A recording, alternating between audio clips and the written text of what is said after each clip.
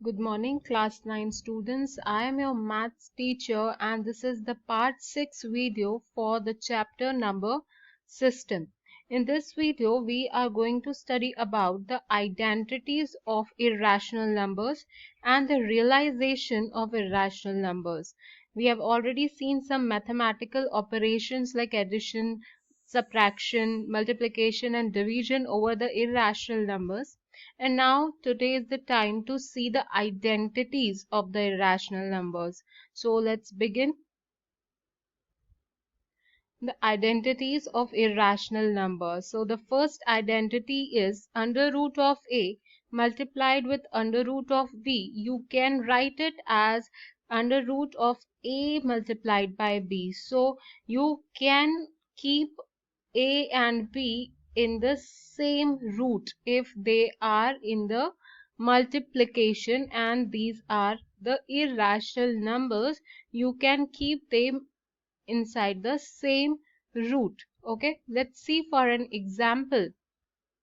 If you are given a question to multiply the root 5, which is an irrational number, I have told you how these numbers are irrational in the previous video only.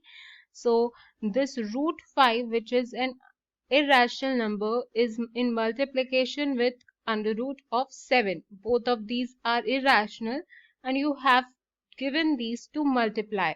Okay, so you can see that this follows the identity number 1, that is under root a and under root b, both are in multiplication. So you can write it as this under root of 5 multiplied by 7.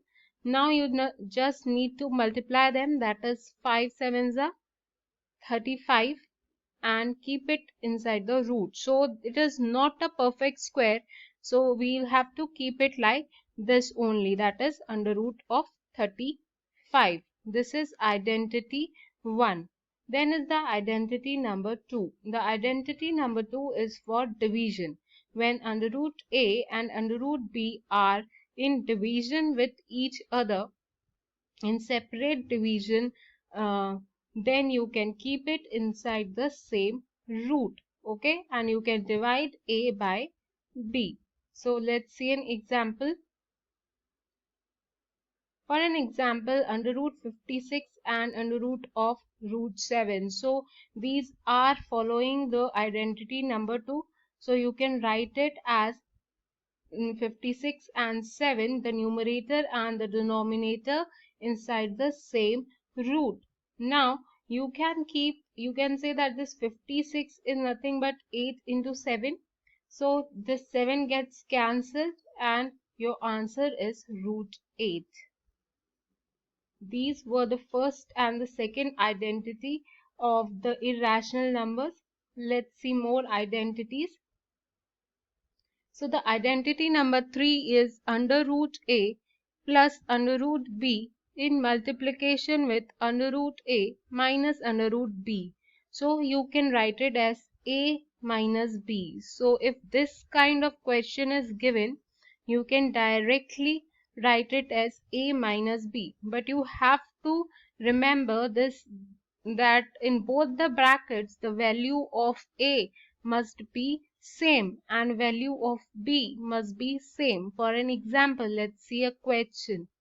So this type of question, if you have to solve this type of question, under root 5 plus under root 7 in multiplication with under root 5 minus under root 7. So here the signs change, but these under root 5 and under root 7 are the same in both the brackets. So in this case, you can apply the identity number 3 because it follows the same pattern, and you can directly say that 5 minus 7 is your answer, that is minus 2. This is identity number 3. Now let's see the identity number 4. Here also the same pattern is followed, only the difference is a is not in the root, it is outside the root, while b is in the root. In that case, you have to put the squares, a square minus under root of b whole square. In this way you will be able to find the answer directly. So previously we were solving it by multiplication, by applying the distribution law, that is a multiplied by this a, then a multiplied by minus root b, then this root b would be multiplied by a, and then this. So if you know that it is following an identity, then you will save a lot of steps and the answer would be found very quickly. So let's see this example. Here see that a is 3 and the b is root 3. Okay, so how can you solve this? It is following the pattern of the identity number 4, that a is outside the bracket, that is 3 over here is outside the root's radical sign. This root sign is also called as the radical sign. Okay, so this 3 is outside this radical sign, but the b is inside the radical sign. Okay, so it is this pattern. You can write a as 3 and b as 3 over here. So it would be 3 square minus root or radical sign and 3. Okay, so you can say that 3 square is 9 and under root 3 square is nothing but 3. So 9 minus 3 is 6. Okay, so you get the answer easily by applying this identities. Now the identity number 5. In this, see the A, B, C, D. Now here the numbers are changing. Okay, so you have to use, this is the normal multiplication, and see the signs are also same, plus. So you have to apply this a multiplied with this c, that will become under root of ac.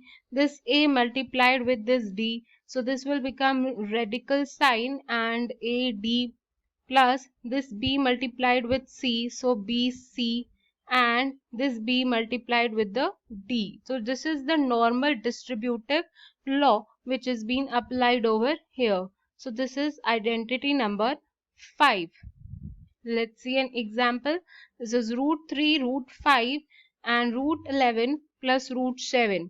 Okay, and see the numbers are different. Till now in the previous questions we have seen that the inside the radical sign the numbers were same, but here the numbers have changed. So you have to apply identity number 5, that is this identity. So this 3 would be multiplied with the 11 and 3 would be multiplied with 7. Then the 5 would be multiplied with 11 and 5 would be multiplied with 7. Then you can write it 3 into 11 is 33, 3 into 7 is 21, 5 into 11 is 55 and 7 into 5 is 21. So these 21 are looking same. You can write as root 33 plus root 55, and because these are written 2 times, so plus 2 of under root 21. Okay, then see this identity number 6. This is a plus b whole square. So in a plus b whole square, what do? A square plus 2ab plus b square. So when this is under the radical sign, the squares, these squares and the radical sign would get cancelled, it would remain only a. Okay, and you can directly remember this, a plus 2ab plus b. So let's see an example of this. If you get this kind of question, under root a plus under root b raised to the power whole square, you have to apply this identity. So a plus 2ab plus b. So here a is 2 plus 2 of under root or this radical, ab is 2 and 6, 2 into 6 plus this b, that is 6. Now you have to just solve it. 2 and 6 are outside the radicals, so these can get added and this becomes 2 6 are 12.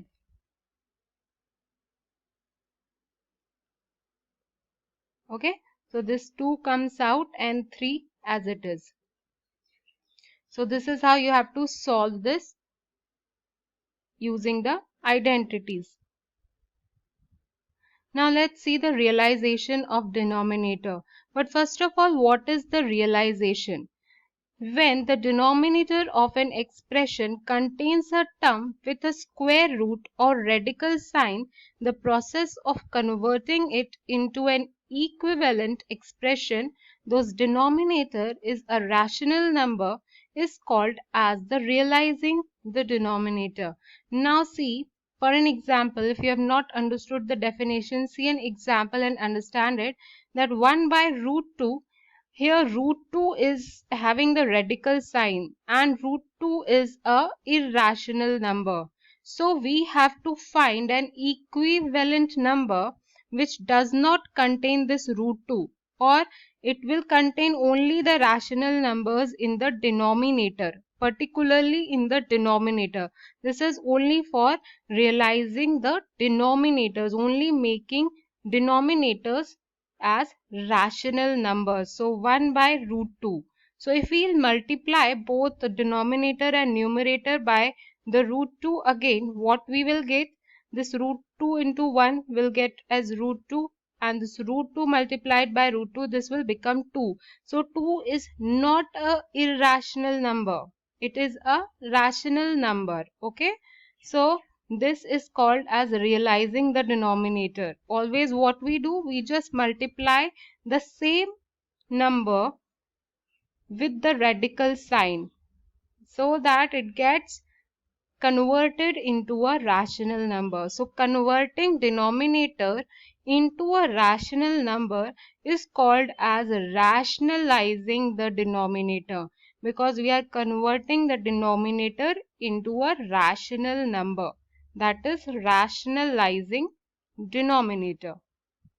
Let's see one more example by this question. So 5 under root divided by under root 3 minus under root of 5. So these both contain the radical sign under root 3 and under root 5, and you know that both of these are the irrational numbers. So we have to rationalize the denominator.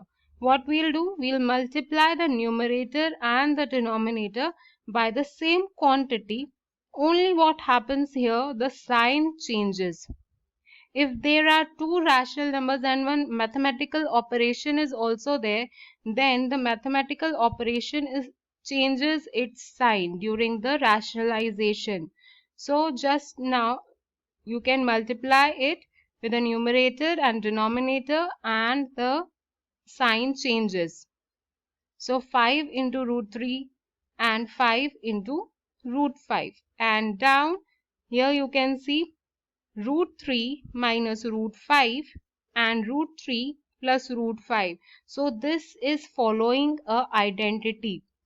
See, root 3 and root 5, root 3 and root 5. Under root A plus under root B, under root A minus under root B. So you can directly use this A minus B, or A square minus B square. That will become 3 minus 5. And the numerator remains the same, that is 5 multiplied by the whole this bracket. Okay, you can keep it as it is, and 3 minus 5 is minus 2, and it can be kept as minus outside 5 by 2 root 3 plus root 5 as it is. So this is how we rationalize the denominator. You have to remember that you have to multiply the denominator with the numerator and the denominator just by changing the sign in between. Okay. So these are some of the assignment questions for today. We'll continue the chapter in next video. Till then, please solve the questions.